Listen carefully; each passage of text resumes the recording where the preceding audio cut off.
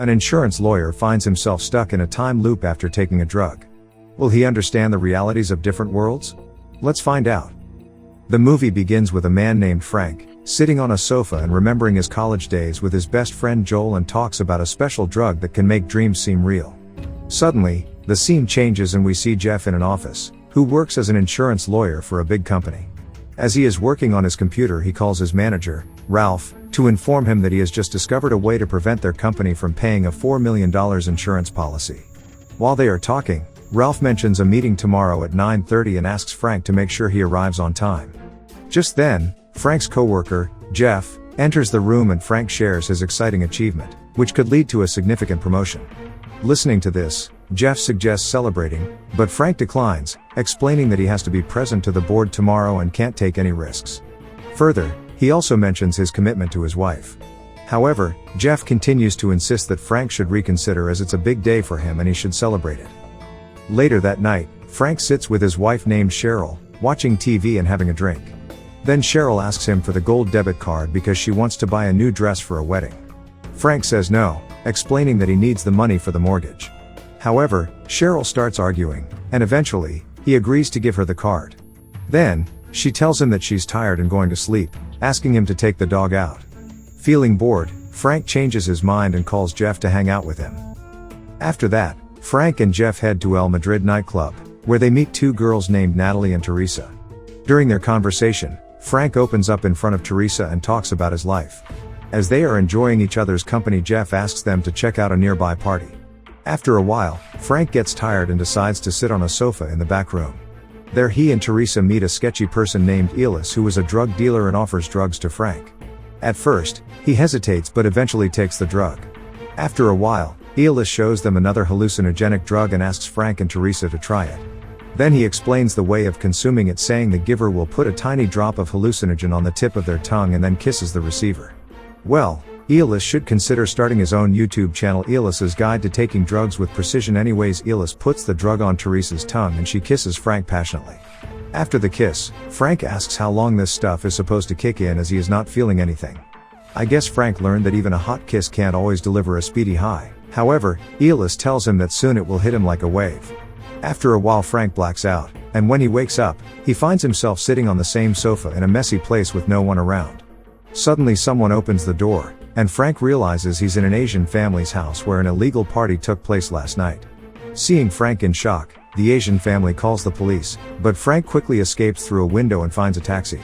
Then, he asks the taxi driver to take him home, but the driver asks for advance payment. Thus, Frank pleads with the driver, explaining that he was robbed and has the biggest meeting of his life. Eventually, the driver agrees but asks for triple the fare. When Frank arrives home, his wife Cheryl starts shouting at him, demanding to know where he was the whole night. Then, Frank explains that his phone died and he's running late for his meeting, promising to discuss everything later.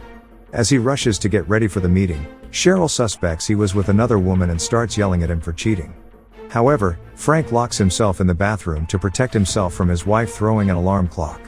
Suddenly, he hallucinates and is transported to his office out of nowhere. Feeling confused, he is greeted by Jeff and enters the meeting room. Then, in front of the board, Frank starts explaining Mr. Warren's insurance policy case. He says that Mr. Warren has a heart condition and the doctor suggests medication. However, the medication has side effects that prevent him from performing his job properly, so Mr. Warren stops taking it. Frank suggests falsely accusing Mr. Warren of ignoring the doctor's instructions and claiming that he committed suicide. This way, the company wouldn't have to pay the insurance policy to Mr. Warren's family. While Frank's boss praises him for his cleverness, Frank is hit by another hallucination and sees his boss and others as demons who only care about money and react demonically to the denial of the $4 million policy. The scene transitions, and we see Frank vomiting in the bathroom. Jeff comes to check on him and informs him that he passed out during the meeting. Then, Frank explains to Jeff about the strange hallucinogenic drug he took at the nightclub and how he's experiencing weird things as he still feels high. After that, Jeff assures Frank that it's just the effect of the drug and that he will start feeling better soon. Afterwards, Frank goes to his office where he receives a call from Cheryl. She tells him that their bank accounts have been emptied, and she accuses the girl he hung out with that night. This makes Frank extremely worried, but Jeff suggests going to the police. However, Frank refuses, fearing it will harm his reputation, and decides to solve the issue himself. Then, Frank and Jeff go to El Madrid nightclub to find the two girls, but they are not there. Thus they decide to wait until nightfall to gather information from the girls about Elis. While Jeff naps, Frank tries to charge his phone in the car and gets frustrated, slapping the dashboard. Suddenly he experiences another hallucination and realizes that it's already nighttime. Then, Frank and Jeff enter the nightclub and ask Natalie about Teresa, but she doesn't have any clue about her. Frank then asks Natalie about the drug dealer Elis, and she says she knows where to find him and offers to take them there. As they get in the car, Frank experiences another hallucination. He witnesses a car accident and tries to help, but another car almost hits him from behind. Suddenly, he finds himself in an ethereal field, lying on the grass next to Teresa. They have a conversation where Frank tells Teresa that he is looking for her. After a while, Frank regains his consciousness, and they stop in front of the drug dealer's house. Inside, they discover that the guy Natalie knew is not Elis. However, they ask the guy named Richie about Teresa, but he has no idea where she is. While they are talking, Richie notices that Frank is still under the influence of drugs and offers to help him come down. Thus, Frank agrees and goes inside with Richie to find out which drug he consumed. As Richie is showing him different types of drugs, Frank starts hallucinating again and consumes a large amount of drugs from the table. In an instant, he is transported to a mythical place, holding a bag of drugs on his lap. There, he sees Teresa again, who explains that the universe is giving him a chance to become a better person. Further, she shows him Mr. Warren's case file to make him realize his mistake. However, Frank responds by saying he's just doing his job and that the universe shouldn't punish him. Then Teresa responds that the universe doesn't punish but sometimes guides us through hardships to help us find the right path.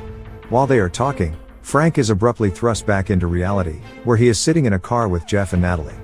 They inform him that he has stolen drugs from Richie, and now he is following them with guns. Then, Richie stops their car, and as he is about to shoot them, Jeff tries to convince Richie by offering money. However, Jeff doesn't have enough money and Richie ends up kidnapping all three of them. After a while, Richie decides to shoot Natalie and Jeff, but Frank desperately pleads with Richie to let him call his wife Cheryl and ask for money from her parents. When Frank calls Cheryl, she immediately hangs up without listening to him. Frustrated, Frank angrily throws his phone on the ground. Suddenly, he teleports back to the nightclub and sees Elis there. Confused, he starts shouting at Elis for giving him the drug. Then, Elis tries to calm him down and explains that the universe is trying to send him a message. Further, he advises Frank to pay attention and recognize the people who are trying to help him. Well, forget therapy and self-help books, just head to the nearest nightclub and let Mr. Elis give you life-changing advice. Whatever, during their conversation, Frank also discovers his wallet and suddenly teleports back outside the club. There, he sees the homeless man he encountered earlier and takes the clock from him as a symbol of buying himself some time to fix things. Then, he teleports back to Richie's place and confidently tells him that someone will soon arrive at the door with all the money to pay for the drugs he stole. Richie dismisses it as nonsense, but suddenly the homeless man appears, carrying $240,000 in cash from Frank's bank accounts. With this unexpected turn of events, Frank saves Jeff and Natalie by manipulating time. Well, it seems like the writer was also high on drugs because, seriously, what the hell just happened there? Anyways, as the sun rises, Jeff drives back to El Madrid Club to drop off Natalie. There, Frank sees Teresa, who is completely transformed into a different person. Confused, Frank gets back into the car without speaking to her.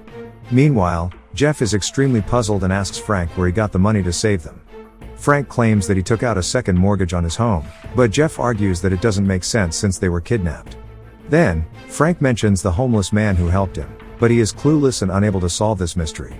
While they are talking, Frank is suddenly transported back to the previous day in his office where his secretary asks him to fill out paperwork for a $4 million life insurance policy connected to his promotion. As Frank tries to fill out the paperwork, his pen doesn't work, so he approaches his secretary and she advises him to acknowledge his wrongs and make amends for them. Moreover, she hands him a brown envelope containing the information about the deceased Mr. Warren's family. After thinking it over, Frank realizes what he must do, but he still doesn't have a pen. So, the secretary hands him one, and Frank fills out the new insurance policy, naming the deceased Mr. Warren's family as the new beneficiary. However, as he is about to mail the policy and finalize it, he encounters his greedy boss, Jonas, who examines it and gives Frank an ultimatum to tear up the policy or resign. Disregarding the threat, Frank finally understands the message from the universe and time travels once again, this time back to the accident outside El Madrid Club the previous night. Then, He walks towards it to offer help and is hit by the intoxicated driver from earlier, who is his boss Jonas. The universe sure knows how to play dirty with poor Frankham. However, when the police arrive at the scene, they discover Richie's drugs in the trunk of Jonas' car, as karma catches up with him. Meanwhile, although Frank appears deceased on the car's hood, he finds himself in his dreams lying next to Teresa in the ethereal field. If you enjoyed the video, make sure you smash that like button, leave a comment, subscribe, and turn on notifications to help the channel out. Thank you for watching, and see you in the next video.